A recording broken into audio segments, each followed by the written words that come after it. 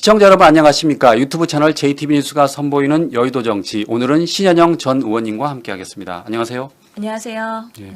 오늘 뉴스가 굵직한 게 참 많습니다. 쏟아지는 하루예요. 그러네요. 예. 예. 자, 먼저 이재명 대통령과 트럼프 대통령의 정상회담 이야기를 해보도록 하겠습니다. 자, 양국 정상회담 한 1시간이나 2시간 전쯤에 정말 뜻밖의 SNS가 터졌습니다. 2시간 반 전이었어요. 2시간 반 전이었습니까? 예. 한국 시간으로는 한 밤 11시쯤 된 것 같은데 트럼프가 SNS에 한국에서 숙청이나 혁명이 일어난 것 같다. 그래서 나는 이들과 사업을 할 수 없다라고 사실상 선전포고를 했습니다. 그렇죠. 그래서 그걸 보고 극우 아스팔트에서는 난리가 났다고 그럽니다. 이거 뭐 잘 됐다. 뭐 이거 정말 그러니까 극우들이 이걸 보면서 젤렌스키 대통령처럼 되는 거 아니냐라고 걱정을 했는데 우리 이재명 대통령의 트럼프 띄우기 전략이 제대로 성공을 했어요. 자, 어떻게 보십니까, 의원님? 우선은 하여튼간에 2시간 반 전에 그렇게 돼갖고 저도 11시에 보고 큰일 났다. 걱정이 여당 의원이 되면 이제 예. 여당 인사들은 걱정이 많습니다. 그래서 잘 돼야 될 텐데 이 고민을 하다가 딱 그게 뜬 거 보고서는 이러다가 어떤 돌발 상황이 발생하는 거 아니야? 트럼프의 정말 예측 못하는 그런 상황들이 있으니까. 근데 또 그거를 즐기는 야당 정치인들이 있어요. 그래서 예. 나경원 의원, 김문수 후보, 뭐 주진 의원, 막 페북에서 뭐 이재명의 독재 정치, 뭐 입법 독주, 그 다음에 뭐 부정 선거로 된 뭐 그런 것들이 미국이 인정을 해갖고 이재명의 그런 반미 정서를 미국이 알았다. 그래서 이번 회담은 뭐 되게 성과를 못 낼 것처럼 아주 절하하는 그런 메시지를 냈었던 사람들이 무색해졌죠. 그랬죠. 예. 예. 이번 정말 트럼프와의 한미 정상회담에서는 한미 관계의 그런 동맹을 다시 한번 건강하게 확인하는 자리였을 뿐만 아니라 안보 그리고 경제 동맹까지도 매우 흡족하게 분위기를 만들어가는 이재명 대통령의 센스를 다시 한번 볼 수 있는 사례였다고 저는 봅니다. 실제로 트럼프의 거래 기술이라는 과거의 책을 읽고 갔다는 거잖아요. 그래서 이재명 대통령이 그 2시간 반 전에 트럼프의 그런 소셜 미디어에서의 메시지를 보면서 당황하지 않았다고 해요. 예. 왜냐하면 트럼프의 전략은 목표를 높게 잡은 뒤 목표 달성을 위해서 전진에 거듭하면서 그걸 성과를 성취하는 그런 성격인데 본인이 얘기하면서도요. 호텔 사업의 예를 듭니다. 그 책에서도. 호텔 사업을 하는 데 있어서 이걸 활성화해야 되는데 호텔 폐업해버렸다고 그냥 선언해버린 거예요. 그런 사람들이 관심 쫙 갔잖아요. 그러다가 이거 공사하고 있는 것이다. 다시 열 거다. 이런 방식으로 해서 모든 메시지를 지렛대로 활용을 해서 협상을 유리하게 끌어가는 방식. 그러면서도 언론 미디어를 활용을 하는 방식으로 해서 아마 이번에도 만나기 전에 약간의 그런 상대를 압박하는 방식으로의 SNS가 아니었을까. 근데 만나고 나서 정말 반전이 있었거든요. 그거는 정말 이재명 대통령이 참모들과 함께 엄청난 많은 준비를 해왔다는 그것이 하나하나가 결실을 맺은 거라고 생각합니다. 네. 몇 가지 그래도 발언을 소개시켜드린다고 하면요. 트럼프 대통령이 미국을 다시 위대하게 만들고 있다. 예. 메이크 어메리카 그레이트 어게인을 다시 강조하면서 다운존스 지수도 사상 최고치를 경신하고 있고 그리고 제조 분야에서도 미국이 르네상스를 하고 있는데 대한민국 함께하고 싶다. 이런 얘기도 하고 당신은 미국의 평화뿐만 아니라 세계 평화를 위한 피스메이커라는 페이스메이커. 라임도 맞춰가잖아요. 라임도 맞췄죠. 얼마나 많은 고민을 했었겠어요. 그러면서도 유일한 대한민국의 분단 국가인데 김정은 위원장이랑 꼭 만나시라. 그리고 북한의 트럼프 월드 지으면 나 거기서 골프 치게 해다오. 그러니까요. 이런 방식으로 트럼프를 웃게 하는 그 센스와 유머와 준비. 사실은 어떻게 보면은 우리가 미국에 대해서는 어쩔 수 없이 약자이기 때문에 이렇게까지라도 해가지고 최소한의 우리의 방어선을 지켜야 된다는 걸 절박하면서 나타난 그런 결실이라고 저는 생각을 하는데요. 그러면서 트럼프가 너무 기분 좋으니까 나 김정은이랑 친하고 2번이나 만났었고 또 만날 가능성이 있는데 당신 근데 이재명 지도자는 한국 지도자 중에서도 정말 북한의 문제를 해결하려고 하는 그 능력이 뛰어난 지도자야 하면서 인정까지 받고 온 거잖아요. 그리고 에이펙에 참석하겠다. 라는 그렇죠. 얘기도 하고 하면서 정말 훈훈하게 끝난 거예요. 그래서 보면은 준비해 갔던 여러 가지 선물에서 그 정성들이 하나하나가 회자가 되고 있는데요.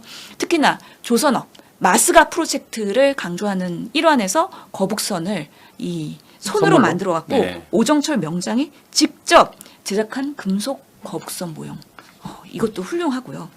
그리고 마가 써 있는 모자를 우리 트럼프와 트럼프 여사 거 두 개를 만들어갔는데 빨간색, 하얀색. 여성 거는 조금 더 챙을 조그맣게 해가지고 그 친화적으로 여성과 남성의 맞춤형으로 만든 그 모자 제작부터 해서 또 이 펜도 되게 회자가 됐죠. 제나일 수제 펜인데 사실은 그 안에 심은 모나미 네임펜 심이 들어가 있는 거라고 해요.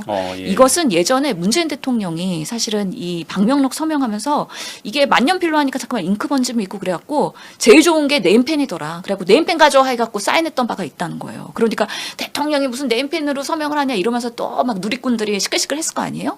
그것을 경험했던 이전 참모들이 이번에는 나무로 손으로 제작한 네임펜 심을 만들어가지고 대한민국 마크를 심어가지고 그렇게 우아하게 만든 그 펜을 트럼프가 아주 부러워했다는 거 아니겠습니까? 그런 부분에 있어서 트럼프가 워낙에 또 골프 좋아하니까 골프광이니까 또 골프채를 수제로 맞춤형으로 제작을 해가지고 100만 원짜리 정도의 그런 골드5 이 회사 이제 대박 나는 거 아닌가요? 그런가요? 네, 그래서 이런 선물 하나하나가 상대를 감동시켰다. 그래서 대한민국과 한국과의 관계는 앞으로도 우호적으로 잘 갈 수 있는 첫 포문을 여는 아주 의미 있는 정상회담이었다고 생각합니다. 물론 그러니까 꼼꼼히 예, 준비했어요. 예, 네. 정말 강훈식 비서실장이 미리 갔었던 뭔가 후일담이 전해지고 있잖아요. 그 한국의 극우, 미국의 극우 세력들이 이렇게 연결돼가지고 그 2시간 반 전에 SNS에 올린 그 한국의 부정선거론 아니면은 이재명을 헌담하는 그런 여러 가지 뭐 교회 압수수색 이런 부분에 있어서의 카더라 통신을 그쪽으로 유입했는데 강훈식 비서실장이 실제로 트럼프를 컨트롤할 수 있는 마가 세력을 통제할 수 있는 수지 와일즈 비서실장을 만나서 그런 불미스러운 일들이 회담에서 나오지 않도록 하는데 상당한 역할을 했다라는 그런 단독 보도도 있기 때문에 앞으로도 이런 한미 또는 한일 관계에 있어서 아마 극우 세력들이나 이 대한민국의 이재명 정부를 견제하는 내부의 그런 나쁜 세력들에 대해서는 우리가 외교할 때 있어서도 상당히 그 리스크를 안고서는 해야 되기 때문에 이런 부분을 어떻게 사전에 잘 조치하고 우리가 잘 컨트롤할 수 있을까? 이것도 우리 대한민국의 국위 선양을 위해서 매우 중요한 하나의 단적입니다라는 생각이 들었습니다. 그러니까 그 이재명 대통령이 그 미국 워싱턴 D.C.의 그 싱크탱크 전략국제문제연구소 CSIS라고 하잖아요. 네. 거기에서 그 배웠던 게 그 인내라고 합니다. 그래서 우리 박지원 의원도 그 이야기를 하던데 거기서 참으라고 그랬다는 거예요. 인내. 그랬더니 이제 이재명 대통령이 그 참고 준비했던 트럼프 띄우기 전략이 제대로 먹혔는데 그 트럼프 대통령이 뭐 우리는 4만 명의 주한미군이 실제 한국에 있다. 근데 실제로는 그 주한미군이 2만 8천 명이잖아요. 예. 그런데도 전혀 당황하지 않고 부드럽게 넘겼잖아요. 이게 예, 맞아요. 몇 가지 그 트럼프를 대하는 노하우가 있습니다. 첫 번째, 땡큐 많이 해라. 땡큐. 예. 그래서 땡큐 많이 한 것 같아요. 예. 그리고 수치가 틀리게 압박해 오더라도 절대 그거를 현장에서 코렉션하지 말아라. 그렇죠. 사실은 4만 명은 일본에 주둔한 게 4만 명이고 예, 한국이 예. 2만 8천인데 헷갈리신 것 같아요. 그러면서 아닙니다. 그거 우리 2만 8천이에요. 이러면 바로 오히려 또, 분위기 예, 없앴댄다는 분위기, 거잖아요. 그렇죠. 그래서 인내하고 그러면서도 경청하고 트럼프를 기쁘게 하는 골프 여러 가지 그런 김정은 그리고 피스메이커 노벨 평화상에 다가가는 그런 트럼프 이런 것들을 대한민국의 페이스메이커로서의 역할을 할 수 있게 만들어주겠다라는 부분에 있어서 상당히 워딩도 준비가 됐고 딱 들어가서 여기 인테리어 너무 좋다. 역시 이 품격에 맞는 트럼프의 리모델링이다. 이런 식으로 칭찬을 하고 상대를 존중하고 띄우고 이런 전략이 어떻게 보면 트럼프가 상당히 폭거하고 있는 지금 외교 상황에서는 심플한 공식을 갖고 대하면 오히려 우리가 선점할 수 있다라는 또 교훈을 안게 되는 계기가 아닌가라는 생각도 듭니다. 네, 그 양국 정상 그 회담 후에 열린 그 강유정 대변인의 기자회견에서는 이런 질문이 나왔어요. 주한미군 감축이나 그 농산물 추가 개방은 언급됐느냐라고 했더니 강유정 대변인이 아예 미언급됐다라고 말을 했습니다. 그래서 향후 결과를 지켜봐야겠지만 강유정 대변인도 굉장히 만족해하는 분위기더라고요. 그 만찬 자리에서 분위기 되게 좋았다고 그러더라고요. 네, 예. 트럼프가 참모들한테 다 사인 하나씩 다 해주고요. 그리고 여러 가지 뭐 디테일한 질문도 많이 한 것 같은데 한국에 대한 관심도 많았던 것 같고 그래서 만찬 자리까지 훈훈한 화기애애했기 때문에 걱정했던 여러 가지 관세 문제, 방위비 그리고 이제 국방비 이제 뭐 상향 이런 여러 가지 부분에 있어서 당연히 후속 조치는 이루어질 거라고 보이지만 공동 선언문을 쓰지 않았다는 게 문제가 되지는 않는 것 같아요. 예. 오히려 뭔가 숫자를 못 받거나 아니면 어디까지의 부담을 우리 대한민국에 진다고 했을 때 그거를 이행해야 되는 부담이 있을 텐데 오히려 그런 분위기를 화기애애하면서 조금 더 좋은 게 좋은 거다. 외교에 있어서는. 그리고 이제 앞으로 우리나라의 조선업이나 아니면은 뭐 현대차나 여러 삼성이나 다양한 방식으로 투자와 또 지원과 협력이 이루어질 거기 때문에 조금은 우리가 미국의 그런 외교나 여러 가지 경제 압박에서의 시간을 좀 번 거 아닌가라는 생각이 들어서 여당의 입장에서는 휴 하는 한숨을 내셨다는 말씀드립니다. 그 조금 전에 말씀하신 것처럼 네. 대통령의 사전 준비가 철저했는데 우리 강유정 대변인의 준비도 철저했던 것 같아요. 왜냐하면 그 기자 질문에서 그 이야기를 했어요. 오찬 메뉴 뭔지 아냐고. 그랬더니 강유정 대변인이 그럴 줄 알고 오찬 메뉴 사진을 가져왔습니다라고 하더라고요. 이게 어떻게 출발했냐면 그 이규현 홍보수석이 그 한국에서 이렇게 그 기자 브리핑을 할 때 어떤 기자가 오찬을 물어봤어요. 그랬더니 이규현 홍보수석이 난 그런 것까지 모른다. 준비 안 했다라고 했거든요.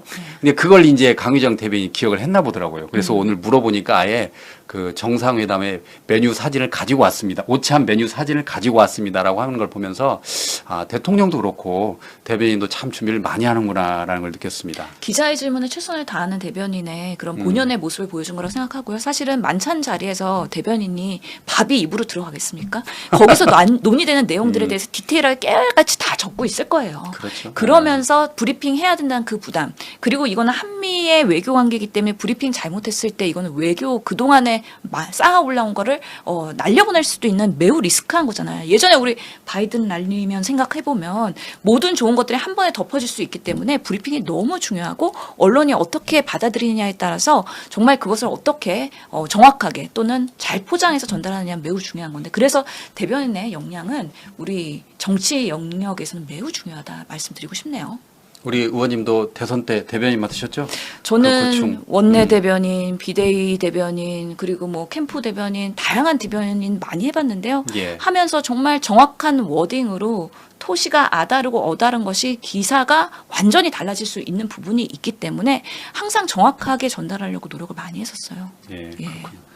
자, 이번에는 그 추미애 법사위원장으로 넘어가도록 하겠습니다. 추미애 법사위원장, 육선이죠? 예. 드디어 추미애호가 출항을 했습니다. 첫 법사위원장 출범하는 날, 그 제가 보니까 사진 기자들이 한 30명은 몰린 것 같아요. 너무 이제 희한한 일이잖아요. 육선이 그 위원장을 한다는 게 엄청나더라고 인기가. 근데 지금 너무 중요한 시기에 법사위원장 맡으신 거예요. 사실은 그렇죠. 예. 이재명 정권이 시작되고 거대 여당으로서 개혁 과제가 지금은 언론, 사법, 검찰 이런 개혁 과제를 하나씩 하는 데 있어서 법사위가 너무 중요하다는 거는 모든 분들이 다 알고 계실 거기 때문에 이런 부분에 있어서 거센 저항을 어떻게 걷어내고 제대로 된 개혁 과제를 추진할 수 있을까는 법사위원장의 능력이자 정말 실력이라고 볼 수밖에 없기 때문에 그렇기 때문에 사실 이춘석 위원장의 이슈 있는 다음에 곧바로 정청래 당대표와 김병기 원내대표가 정리해버린 거잖아요. 그래서 예. 오늘 첫 일성으로 법사위에 이제 나오신 거죠. 그렇기 예. 때문에 관심 가질 수밖에 없다 예. 생각합니다. 자, 관심은 그 윤석열 전 대통령의 서울구치소 CCTV 열람 여부잖아요. 그쵸. 그래서 지금 국민의힘이 반발했는데 지금 실시간으로 기사가 떠오르고 있습니다. 근데 예. 보시면 그 여기 제목이 윤석열 구치소 CCTV 영상 기록 열람 국민의힘이 망신주기다라고 반발을 했더니 우리 추미애 위원장이 국힘 반발에도 일사천리로 의사 진행 그리고 윤 구치소 현장 검증 계획 의결했다 이렇게 나오고 있습니다. 예상했던 일이죠?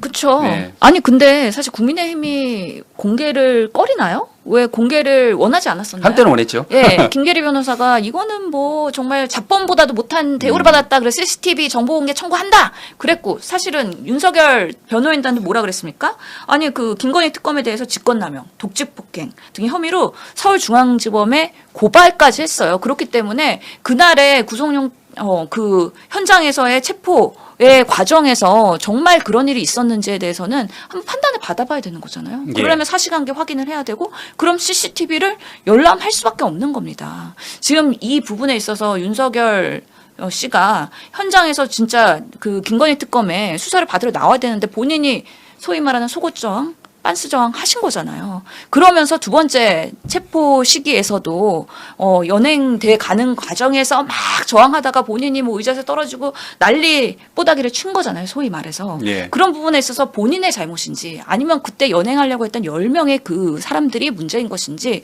이건 한번 판단을 받아봐야 되는 부분이고 이것을 계속 정치화하면서 특검을 압박하고 수사를 못하게 하려고 하는 윤석열 측의 이런 수단으로 이제는 그 활용되지 않기 위해서는 꼭 볼 필요가 있다라는 면에서 지난 11일 날 서울구치소 민주당 의원들이 갔었잖아요. 법사위원들이. 근데 서울구치소장이 안 보여줬죠. 개인정보라는 사유로. 그래서 이번에는 제대로 그런 국회 의결을 통해서 법사위에서 원하는 방식으로 열람을 하겠다. 처음부터 공개하겠다는 것도 아니에요. 예. 그냥 열람을 하고 우리가 어떤 상황이었는지에 대해서 국민들한테 좀 알리겠다. 이런 방식으로의 오늘 법사위에서의 안건 상정이 된 거기 때문에 정말로 그 연행하는 과정에서 무리한 시도가 있었는지 아니면 윤석열 씨가 본인이 그냥 저항하면서 부끄러움은 국민의 몫이 된 건지 그거는 한번 판단을 받아볼 필요가 있다. 그리고 실제로 구치소 가면은 그 CCTV뿐만 아니라 여러 가지 구설수가 있었잖아요. 예. 변호인 통해 갖고 핸드폰이 반입됐다는 얘기도 있었고요. 그리고 정말 일반인 변호인 접견이 아니라 본인이 단독 변호인 접견실을 사용하면서 에어컨 빵빵 틀면서 계속해서 구치소에 있는 게 아니라 접견실에서 시간을 보내면서 변호인을 뭐 지금 봤을 때는 뭐 380 몇 명을 만났다는 거 아니에요? 계속 변호인들 갈아치우고 다양한 사람들 오면서 접견하는 것이 과연 구치소에 있는 윤석열 씨 정말 예전에 영화 보면은 뭐 재벌급 회장님들은 구치소에서 외부 뭐 배달 음식 시켜 먹고 엄청나게 호화로운 생활을 하면서 구치소장이 다 자기 수족처럼 부리고 막 그런 영화들이 있었는데 정말 그러지는 않았는지 앞으로는 그러지 못하도록 사실은 이런 것들은 우리가 모니터링 해야 된다. 그러면서 정성호 법무장관도 사실 서울구치소장 바꾼 거 아니에요? 그렇죠. 그런 면에서 바꾼 것이고 그리고 출정할 때도 뭐 눈이 안 보이네 뭐 치료를 받아야 하네 그러면서 병원 왔다 갔다 하는 것들 그리고 운동 기록 이런 것들 다 같이 한번 들여다보겠다는 거기 때문에 윤석열 구치소에서 제대로 수감되어 있는지 우리 국민들 똑같은 정말 법적인 정죄를 받는 한 사람으로서의 그런 수감 생활인지 확인해 볼 필요는 있다라는 생각이 들어서 이거는 명분 싸움에서도 아무리 국민의힘이 반대하고 망신 죽이다 하더라도 그런 취지가 아니다. 그리고 정말 이거를 온 국민한테 공개할 것이냐 말 것이냐는 그래도 의원들이 판단을 해서 너무 부끄러움이 대한민국의 몫이 되면 안 되잖아요. 외신에 보도되고 비상계엄하고 탄핵당해가지고 수감생활하면서 팬티 저항하고 이런 부분들은 우리나라의 국격에 있어서 처음부터 노출하기는 좀 부끄럽거든요. 저도. 그러니까요. 속옷 저항이 진짜 CNN까지 나오면 정말 국민들의 부끄러움이 더 커질 것 같아요. 너무 자극적이고요. 네. 너무 말초를 이게 하기 때문에 안 그래도 요즘에 그 캐대언 노래 개사해가지고 윤석열 노래 있는 거 아세요? 그럼 초등학생들이 소동요처럼 부르고 다녀요. 그래서 캐대언 그를 그래서 2번이나 구속된 뭐 그러면서 윤석열이 나와가지고 막 댄스를 하는데 정말 그 구속되는 골든을 과정에서 편집한 건가요? 골든? 소다팝. 소다팝으로 춤추면서 하는데 거기에 이렇게 카메오로 김건희 씨, 명태균 씨, 거기에 이제 탄핵 과정에서 공헌을 했었던 사람들이 쫙쫙쫙쫙 나오는데요. 초등학생들이 엄청 좋아합니다. 그렇군요. 요즘은 유튜브를 하려면 또 그 K-팝 데몬 헌터스를 캐대언을 봐야 되겠네요. 그리고 패러디가 나오는데 이거 공개되면은 정말 엄청난 패러디가 나올 것 같아갖고 좀 걱정이 되는 바가 있습니다. 자, 그 송석준 의원이 그래서 추미애 법사위원장의 의사 진행을 트집 잡자 추미애 법사위원장이 귀 기울여 들으세요라고 칼 정리를 했다는 거예요. 단칼에. 그러니까 댓글을 봤더니 뭐라고 그러냐면 정청래가 가고 더 센 법사위원장이 왔다. 지금 그러고 있어요. 지금. 우리 지지자들은 매우 속 시원해 하시겠죠. 그래서 법사위 운영에 있어서 일단 야당도 존중은 필요하지만 말도 안 되는 의견이나 아니면 추진해야 되는 것을 반대하는 거는 정확하게 쳐내는 리더십을 아마 추미애 법사위원장이 보여주실 거라고 기대합니다. 그렇군요. 자, 이번에는 그 한덕수 전 국무총리에 대해서 이야기를 나눠보도록 하겠습니다. 자, 한때 한덕수 전 국무총리가 대통령에 나오겠다면서 이렇게 기억나시죠? 손을 이렇게 하면서. 여러분, 우리 모두 사랑해야 합니다. 호남에 가서 얘기하셨죠. 그리고 저도 호남 사람입니다라고 했잖아요. 그렇죠. 한때는. 그랬는데 참 운명의 그 끈은 아무도 예측을 못합니다. 지금 이제 특검이 이제 구속영장을 청구했잖아요. 그래서 그 특검은 이 국무총리라는 게 대통령을 견제할 의무도 있다라고 보는 건데 그러지 못했다라고 했고요. 자, 그리고 사후 계엄 선포문에 서명을 하고 폐기를 한 의혹까지 있다 또 이야기했고, 처음에 이제 계엄 선포문을 보지 못했다라고 했다가 CCTV 영상이 공개되니까 지금 말을 바꿨잖아요. 그쵸. 예, 그래서 지금 위증죄까지. 위증죄까지 예, 추가됐잖아요. 헌재나 국회에 가서 위증한 거. 예, 예. 지금 구속될 가능성이 지금 높아진 거죠, 의원님 어떻게 그렇죠. 보십니까? 구속 가능성 꽤 상당하다고 보이고, 실제로 지금 그 내란 주요 종사자에는 김용현, 예. 이상민, 이미 그리고 둘은 구속됐고. 연영 이런 사람들은 예. 내란 주요 종사자인데 그 한덕수는 내란 우두머리를 방조한 혐의인 거예요. 왜냐하면은 국무총리는 국무위원 중에서도 유일하게 그 국회에서 인준을 받아야 되고요. 그렇기 때문에 우리가 표결을 하게 됩니다. 그만큼 국무총리의 역할은 대통령이 잘하는 것은 더 잘할 수 있도록 보좌하는 역할도 있지만 예. 대통령이 불법이나 위법을 했을 때 이걸 견제하는 역할도 분명히 있는 거거든요. 그렇기 때문에 특검에서 좀 말이 어렵긴 한데 부작위에 의한 자기 의무 위반에 따른 방조. 이게 뭐냐면은요. 말이 어렵네요. 결국에는 좀. 자기라는 거는 국무총리의 의무를 얘기하는 겁니다. 헌법상 대통령을 보좌할 의무가 있어요. 그리고 헌정사적으로도 대통령을 견제할 의무도 있는 거예요. 예. 견제를 제대로 했으면은 어떻게 했겠습니까? 비상계엄이 발생했을까요? 그렇기 때문에 자기 의무의 발생 가능성이라고 하는 건 국무총리가 그 당시에 비상계엄 12월 3일 날 만약에 제대로 국무위원들을 전원을 호출했어요. 그리고 충분히 논의를 했어요. 그래서 이런 과정에서 비상계엄이 정당한가에 대해서 국무회의가 제대로 운영이 됐다 그러면 일어나지 않았을 수도 있다는 거죠. 그런 면에서 이런 자기 의무를 제대로 이행하지 않았다. 그렇기 때문에 한덕수 국무총리는 내란 우두머리를 방조한 혐의를 갖고서 지금 구속영장 청구된 상황이거든요. 실제로 보면은 그날의 국무회의 소집을 본인이 건의했다고 했어요. 근데 이게 정말 비상계엄을 완성하기 위해서 형식적으로 소수만 불러서 실제로 2분 만에 끝나버린 거기 때문에 한덕수 국무총리가 그 상황에서 비상계엄을 반대했다는 정황이 아무것도 없는 거예요. 오히려 그걸 완성시키기 위해서 국무회의를 그렇게 한 거 아니냐라는 의심이 되는 거고요. 실제로 뭐 그때 박성재 법무장관도 도착하지 않았고요. 연락을 못 받은 이주호 장관도 있어요. 제대로 연락을 다 하지도 않았어요. 그냥 정족수 11명 채워지니까 그냥 곧바로 2분 만에 땅땅땅 한 거 아니겠습니까? 그래서 뭔가 비상계엄을 본인이 막으려고 했다라는 것들이 정황이 전혀 없는 거예요. 만약에 국무회의 회의자로 당연히 남겨야 되잖아요. 그럼 회의자로 필요하다라고 남기라고 했었어야죠. 그런 거 아무것도 안 하고 그냥 이거를 방조했기 때문에 나름의 제2조력자라고 볼 수도 있는 것이죠.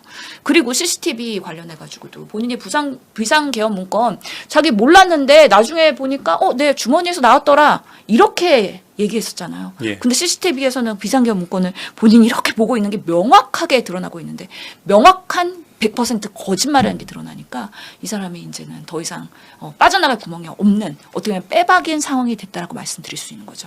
그렇기 때문에 사실은 그 대선에 출마하려고 노력을 했고 아니면 헌재 임명을 하는 데 있어서 이런 국민의힘과 야합을 한 거 아니냐 이런 의심이 당연히 시나리오처럼 만들어지는 거죠. 그렇기 때문에 이런 부분에 있어서 자유롭지 못하다. 그거에 대한 책임이 한덕수에게 있다라고 말씀드릴 수가 있는 겁니다. 그러니까 그 홍준표 전 대구시장은 그 한덕수 전 총리가 허욕에 빠져서 대통령을 해보려고 했다라고 이게 비판을 했는데 결과적으로 보면 한덕수 전 총리 입장에서는 본인의 그런 그 위증이나 그런 행위를 누구보다 잘 알기 때문에 이거 대통령이라도 돼야 그 빠져나갈 수 있지 않을까라고 해서 대통령을 해보려고 한 것 같아요. 그래서 그 새벽에 그 쇼를 했는데 결국은 이제 다 무산이 되면서 이제 법의 심판을 받게 될 위기에 놓인 겁니다. 그렇죠. 실제로 비상계엄 이후에 사후 문건을 서명을 했다가 폐기하라고 지시한 거 이런 것들 처음에 드러나지 않았거든요. 그렇죠. 예. 근데 특검하면서 이런 부분들이 드러나면서 아 진짜 비상계엄하고 정권이 바뀌면 특검으로 갈 텐데 그러면 나도 무사하지 못하겠다. 본인은 라는 그걸 판단을 다 알고 당연히 한 있으니까. 거죠. 예, 그리고 다 알고, 예. 친윤 세력이 당신 그 정말 그 국민의힘의 대선 후보 나오면은 우리가 같이 후보로서 단일화 시켜줄게라고 얼마나 감언인설을 했었겠어요. 그래서 본인이 결심할 수밖에 없는 그런 환경적인 정치적 환경이었다. 아니 50년간 공직 생활하면서 이 정권 저 정권 국무총리도 하고 주미대사도 하고 상당히 많은 공직에서 대한민국을 위해서 헌신했던 그 50년에 본인의 그런 노력들이 한 방에 무너지는 이런 판단을 하게 된 게 정말 실망스럽다는 얘기를 할 수밖에 없습니다. 자, 이번에는 그 전직 법무부 장관과 검찰총장에 대해서 특검이 동시에 압수수색을 했습니다. 조금 전에 그 의원님 말씀하신 그 계엄에 대해서 방조 가담한 의혹에 대해서 추가로 박성재 전 법무부 장관이 추가됐는데, 자, 그 박성재 전 법무부 장관을 관에 대해서 특검이 뭐라고 그랬냐면요. 12월 3일 밤 11시 30분쯤 그 박성재 전 법무부 장관이 법무부 실국장 간부회의 상황을 제시한 것으로 파악했다. 그렇게 써 있습니다. 그래서 그 회의 때 박성재 전 법무부 장관이 합동수사본부에 검사 파견을 검토하라고 검찰국에 지시한 것으로 이게 조사가 됐다고 합니다. 특검은 뭐라고 판단하냐면 교정본부에는 그 수용 여력 점검과 공간 확보를 지시한 것으로 알려졌는데 특검은 이를 정치인 체포와 구금을 고려한 조치로 이렇게 판단하고 있어요. 결국 특검 입장에서는 박성재 전 법무부 장관이 계엄에 방조, 가담했다라고 보는 것 같습니다. 그렇죠. 그래서 방조 가담 혐의로 고발이 됐어요. 예. 그것에 대한 압수수색인 거고요. 예. 실제로 그동안에 이 내란 비상계엄에 관련해서는요. 경찰 그리고 군 이런 부분에 있어서는 조사가 되고 실제로 구속되고 지금 재판까지 가고 있는 상황인데 유일하게 법무부 그리고 검찰 이런 부분에 대해서는 아무런 조사나 이게 수사가 진행되지 않았던 거예요. 그래서 만시지탄이라고 말할 수밖에 없는데 그럼에도 불구하고 지금이라도 꼭 해야 된다라는 말씀을 꼭 드리고 싶고 실제로 그래서 박성재 장관 집 압수수색 당했고요. 핸드폰 압수수색 당했고요. 실제로는 심우정 검찰총장도 같이 이번에 당했죠. 그러면서 최혜병 특검에서 이전에 압수수색을 했었어요. 그 두 사람을. 근데 이번에는 내란 특검에서 압수수색을 하는 거거든요. 왜냐하면 시기 그리고 대상 이런 것들이 다르기 때문에 추가로 압수수색 할 수밖에 없다라는 게 지금 특검의 설명입니다. 그래서 박성재 장관이 그날의 비상계엄에서 어떤 역할을 했는지에 대해서 정황이 있는데 이런 것들에 대한 수사를 통해서 위법행위 그렇기 때문에 내란에 그런 가담한 종사자 아니냐 이런 부분에 대해서 판별을 받을 필요가 꼭 있는 것이고요. 말씀하신 것처럼 그 비상계엄 계획을 알리기 위해서 맨 처음에 12월 3일 날 6명의 국무위원을 부를 때 그중에 가담한 사람이 박성재 한 명 포함되어 있거든요. 그만큼 윤석열의 측근이기도 해요. 그렇기 때문에 법무부, 검찰 이런 데서 당연히 윤석열 정권에서 엄청나게 많은 그런 회동이나 아니면은 역할, 사실 정권을 유지하기 위한 그런 친위대 역할을 엄청 했기 때문에 이런 검찰과 법무부가 내란에서 자유롭다? 이거는 있을 수 없는 일이라고 생각을 하기 때문에 당연히 수사가 들어가야 된다는 생각이 들고요. 그리고 그 심우정 검찰총장은 그 구속 취소 이후에 그 즉시 항고를 하지 않았잖아요. 그렇죠. 네. 지금 심우정 검찰총장도 지금 보면은 그 지기현 판사가 사실은 그 윤석열 씨를 사실 이렇게 구속 취소하는 과정에서 일자로 계산 안 하고 시로 계산하는 과정에서 이거는 너무 불합리하다 하기 때문에 그때 법제처장도 이거는 검찰이 즉시 항고해서 한번 해석을 받아봐야 된다라고 얘기를 했었습니다. 그렇기 때문에 이런 부분에 있어서의 검찰의 역할이 있었는데요. 그냥 방조했어요. 저는 최근에 심평 변호사가 이런 얘기했거든요.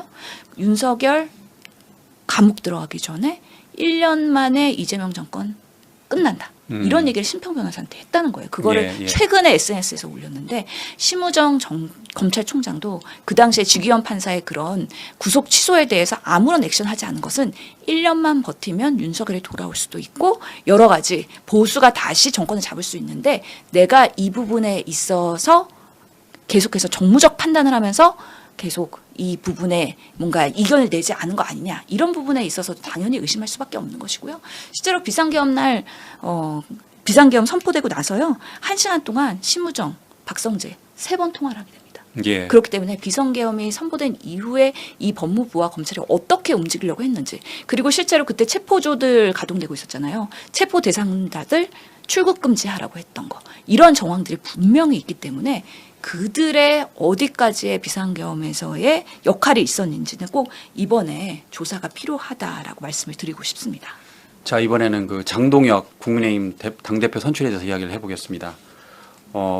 장동혁 대표가 됨으로써 무엇보다 그 한동훈 전 대표의 지분이 사실상 소멸된 게 아니냐, 뭐 그런 얘기가 나오고, 또 김문수는 어떻게 되냐 이렇게 말이 나올 것 같은데 어떻게 보십니까?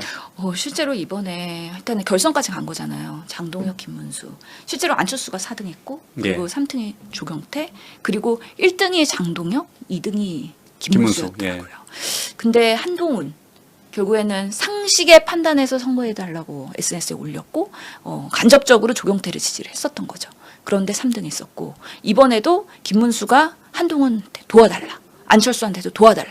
그래서 나름의 그래도 극우가 아닌 통합을 할 수 있는 인사라는 김문수가 여러 가지 운동장을 넓게 쓰기 위한 노력을 했는데도 불구하고 장동혁한테 졌다. 예. 이거는 결국엔 한동훈의 그런 국민의힘 내에서의 정치적 장악력, 그리고 지분, 이게 상당히 취약하다는 것을 간접적으로 보여줄 수밖에 없는 결과이다라고 말 수밖에 없고요. 특히나 그 김근식 최고위원이 떨어져 버렸잖아요. 예. 그런 부분에 있어서 예측 외의 상황이긴 했는데, 한동훈 전 대표가 적극적으로 하지 않았다라는 면에서도 일부 그냥 변명은 하고 있지만, 그럼에도 불구하고 이렇게까지 한동훈 대 전환길 이 싸움에서 이번에 전당대회를 통해서 전환길이 완전히 그 당내 영향력이 커지고 장악할 수밖에 없는 하나의 결과를 보여준 것이다. 그러면서 미디어의 파워, 그리고 선명성 경제, 이런 부분에 있어서 전환길이 앞으로는 어떤 당직을 맡게 될지 매우 궁금합니다. 네. 그렇게 되면 그 장동혁 대표도 이제 특히 미디어 가운데 유튜브를 좀 많이 신경을 쓰겠네요. 거기도 구구 이제 네. 유튜브 관리할 것 같은데요. 네. 그래서 결국에는 구구 유튜버들이 도와준 거잖아요. 전환길 그렇죠. 씨부터 네. 해가지고. 그래서 이런 부분에 있어서 본인이 계속해서 당의 그립감을 잡으려면 장동혁 당대표도 계속해서 선명성 경쟁으로 갈 수밖에 없다. 그리고 지금 1.5선이라고 사람들이 많이 얘기하잖아요. 정치적 경험이 많지 않아요. 예. 그렇기 때문에 당내에서의 이게 컨트롤이나 영향력이 아직까지 크지 않고, 여전히 장동혁을 밀어준 세력은 뒤에서 친윤 세력이라는 얘기들이 있잖아요. 그렇기 때문에 결국에는 얼굴 마담이나 꼭두각시가 되지 않으려면 본인도 상당히 내부에서 고군분투를 할 건데, 결국에는 전환길의 도움을 많이 받았고, 내가 만약에 공천한다 그러면 한동훈 아닌 전환길을 하겠다라고 얘기를 이미 했기 때문에 박제가 돼 있는 상황에서 전환길이 요구하는 부분을 그냥 외면하지 못한다. 더군다나 또 장동혁 대표는 또 이재명 정권을 끌어내리겠다라고 이야기도 했어요. 그러니까 이제 양당의 충돌이 더 심해질 것 같아요. 그래서 정청래 대 장동혁. 이 게임이 앞으로 정말 볼만할 것 같은데, 정청래 당대표는 워낙에 고단수잖아요. 예. 정치 경험이 너무 많으신 분이고, 장동혁 이제 새로운 얼굴이라고 하면서 이제 당대표가 됐는데, 당내의 쇄신이나 변화를 얼마나 가져올까, 그리고 통합을 얼마나 할까, 이런 부분들이 본인한테 숙제거든요. 근데 그걸 과연 잘 할 수 있을까? 그렇지 않으면 정말 분당될 수도 있다라는 생각까지도 사람들이 점치고 있더라고요.